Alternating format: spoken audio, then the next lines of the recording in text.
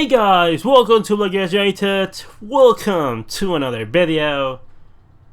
And Napoli won, Barcelona won in the first leg of the Champions League, with Barcelona managing a very important away goal from home and a draw that it wasn't the best result. It wasn't the best game. It was actually pretty dreadful in terms of entertaining. But I have to say that we suffered. And we suffered well, if that is possible. There is some things to discuss, some good things, not many, and a lot of stuff that is gonna be very impactful in the second leg, and everything to play for still in that second leg. So, I have to say first that I'm gonna question some of the decisions that they made today. I thought that they weren't the best ones. Also, the unfortunate situations of Busquets, Arturo Vidal, and Gerard Pique for a second leg game, and what's gonna mean in games forward. And we're gonna have to see, because there is still things that, it's just we have a very short squad. Our bench today was full of B players, which is, I wouldn't say it's a bad thing, but it's definitely not ideal. But without further ado, let's go ahead with lineups, and then we'll go ahead and talk about the game. Barcelona opted to go with Marc André ter Stegen in net, Nelson Semedo at right back, Pique and Umtiti at centre backs, Junior Firpo left back, then a midfield of Sergio Busquets, Frenkie de Jong and Ivan Rakitic, and on top we had Arturo Vidal down the right, Griezmann down the left, and Lionel Messi as the false nine. While Napoli opted to go with David Ospina in net, Mario Rui and Di Lorenzo as fullbacks, and at centre backs they had Costas, Manolas and Maximovic, a midfield three of Diego Demme, Fabian Ruiz and Piotr Zelinski, and up top they had their front trio of Jose Callejon, Lorenzo Insigne and Dries Mertens. And okay, let's start by talking the game. 1-1, Barcelona get a good result. At this moment in time, Barcelona are qualified for the next, for the quarterfinals of the Champions League. So it's important. It's always important to score away from home. Now, I can be very certain that Barcelona are going to do a better job at home. We always do. The Camp Nou for Barcelona, even for our worst version of Barcelona, it's still a tough place to go to any team. And there's a lot that we can do. Like, I'm pretty sure we're going to be able to score a goal. And we should be beating Napoli. I thought Napoli, they should be more aggressive in this game, considering how good our record is at the Camp Nou. I thought Napoli should have gone stronger to at least get an advantage leading into that game. I think the Barcelona go through, but we're going to have a lot of problems in that game because we lost the likes of Arturo Vidal, Busquets, and what it looks to be Gerard Pique. It was very unfortunate situations, definitely. I thought since the game started that there was no way that Busquets was not gonna get a yellow card. He unfortunately injured Dries Mertens in the process, and we're gonna be missing him for the second leg. But not only that, but also Arturo Vidal got himself sent off. Very silly tackle against Mario Rui, but at the same time, he was looking for it. And they both clash. And Arturo Vidal receives a second yellow instantly, and we're going to be missing him. He cannot play. The same thing with Busquets.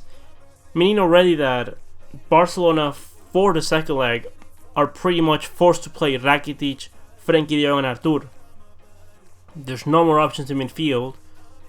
You have Ricky Puig, Collado, Ludovic Reis as in the B players, but in terms of your starting midfielders, you only have those options unless Sergio Roberto comes back from the injury, and maybe then you can play like Sergio Roberto, Frenkie de Jong and Artur. That's something that maybe could happen. Or because today, I have to say, and this is not an attack on Rakitic, but honestly, even Rakitic today wasn't up to scrap. He just wasn't ready. Like he looked so far behind everyone else. He wasn't contributing going forward in defense, It was just not good enough. The moment that we brought Artur back into the game, we saw much more speed from Barcelona. Not that he was anything particular, because Barcelona today, it wasn't like Barcelona played badly today, because when you're playing against a team like Napoli, who decided today to park the bus and be very good defensively, because they were very good, very organized in the center, like they just put a lot of people down the middle, crowd the center, and that's why Messi didn't have a chance to appear today, because it's very hard to attack those kind of spaces.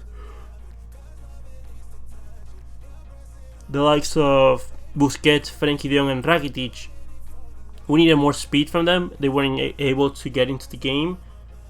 And I have to say that the fullbacks today, Semedo he had an okay game. Wasn't anything too spectacular, but I think he had an okay game. He had the assist for the goal. But Junior Firpo today, like he just seems to be scared of doing anything, because he's taking very cowardly decisions. It's just like every time he got the ball, I knew what he was going to do. He was going to pass the ball back, or he was going to pass the ball to Griezmann. Like, he needs to be more courageous, take more responsibility, something that he's not doing right now. Griezmann today, again, opening the game. I believe that's, out of his 14 goals that he scored this season with Barcelona, that's the 10th time that he's opened the scoring for Barcelona, which is really good, because Barcelona, the hardest thing for us always in attack is scoring that first goal, and Griezmann did it with brilliance in this game. There's still more to ask from Griezmann, and we need to see more from Griezmann for sure, but you know, it's good that he's getting those goals, that he himself, it's, you know, confidence that he's gonna be important for Barcelona, because we need the best version of Griezmann going forward in the next couple of games. It was very unfortunate that we lost Pique, and as you guys saw, I basically creamed when, like, I was very worried, because in the repetition I saw Pique land and he twisted his ankle. Like, I don't know, he's probably gonna have a sprain. It was good news that he managed to kind of walk it off. But if you guys have had an ankle injury, like an ankle sprain or anything, you know that it feels bad, like it hurts when it happens. Then adrenaline kicks in and you're like okay for a couple seconds, but then when you like cool off, it starts hurting quite a bit, and that is something that I know. I already guarantee you, Pique is not playing El Clasico. There's no way that he recovers in time for El Clasico, and I'll be surprised if he is able to play at least in the next couple games. So if it's not as bad as it seems, Pique should be able to play in the second leg, but in El Clasico we already know it's going to be Umtiti and Longley, because there was just no way that we're going to get Pique back for El Clasico. That's just not going to happen. Arturo Vidal and Ivan Rakitic today. Arturo Vidal, I think in general lines was good, although he received a red card, but I thought that he was, in general lines, like, he was good. He helped us in the press. We today pressed pretty well in some parts of the game. And like I said, it's just hard to play against kind of teams. And at the Camp now, they're gonna be more open, because they know they need a goal. They enter the game knowing they need a goal, otherwise they lose. And if they do that, Barcelona, even with the things that we lack in just organization and like intensity, we're gonna get it, because with more spaces, it's gonna be a bigger field. And unlike San Paolo, at the Camp now, Messi raises his game. We're probably gonna be seeing Ansu Fati from the get-go, and we'll see what's gonna happen. Other thing that I wanted to mention is that I could be wrong, and don't take it as my word. Like, don't take it to be like completely true when I'm gonna say it right now. But I did not understand why Setien didn't bring in Ricky Puig, because what I thought today was like, today instead of Rakitic, okay, maybe you don't play Arthur, but today I thought we could have used Coutinho in midfield. That was my initial thought. Like, when I saw the game in the first 15-20 minutes, I was like, we really need Coutinho. And what I thought about it was, okay, we need a player that is able from midfield. So Coutinho would play in midfield. I thought, we need to grab the ball in midfield, take a couple players, and liberate Messi from having to create from deep. Because that's the problem. Messi was having to create from deep, meaning that leaving Antoine Griezmann on himself up top is not a good idea. And because Frenkie then wasn't taking responsibilities today, which he needs to do. He needs to take responsibility going forward. He has the ability to do so. But I thought maybe if we had Coutinho, that could have been like important because he has a good shot on him. And more important, he's able to go past players. He's able to dribble past them and maybe enable Messi to be Messi in the final third for Barcelona. And then I looked at our bench and I was like, this is not the game for Ansu Fati. Like, yes, Ansu Fati can add you pace, can add you dynamism, can add you very decisive moments. But today I thought, why in the 65 minute is Riqui Puig not coming in? Because Riqui Puig for me is the perfect player that should have come into this game.